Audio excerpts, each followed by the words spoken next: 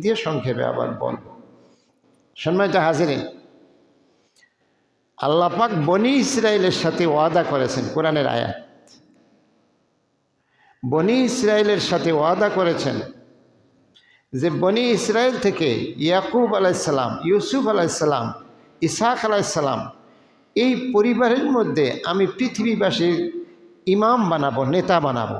এই পরিবার অর্থাৎ তারা হলো ইহুদি খ্রিস্টান, সেই সময় ইহুদি খ্রিস্টান, তাদেরকে আমি নেতৃত্ব দেব। কন্ডিশন কি? কন্ডিশন হলো, নেতৃত্বের কন্ডিশন হলো খায়রুন নাস মাইয়ান ফাউন নাস, যে মানুষের কল্যাণ করবে সে হলো উত্তম মানুষ, সে হলো। আর এক হাদিসে বলা হয়েছে সাইয়্যিদুল কওমে খাদিমুহুম, তোমাদের সমাজের নেতা তারাই হবে যারা সমাজের সেবক, সমাজের সেবক। তোমাদের সমাজের নেতা তারাই হবে যারা সমাজের সেবক। এটা এক হাদিস।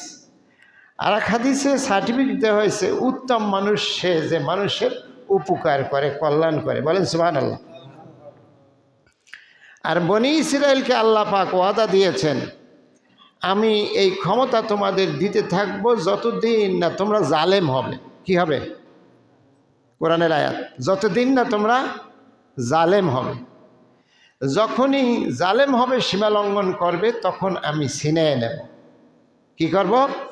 ছিনিয়ে। এটা কোরআনের আয়াতের অর্থ বলতেছে, আয়াত বললে অনেক সময় লাগবে। যখনই তোমরা জালেম হবে আমি এটা ছিনিয়ে নেব।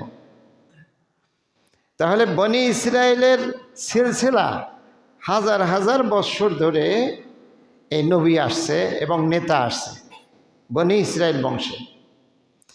এই যে আমাদের নবী মুহাম্মদ সাল্লাল্লাহু আলাইহি সাল্লাম, ইহুদি এবং খ্রিস্টানরা যারা নাকি তাওরাত জাবুর কিতাবের পণ্ডিত ছিল, আলেম ওলামারা, তারা নবীরে খুব ভালো কইরা চিনত।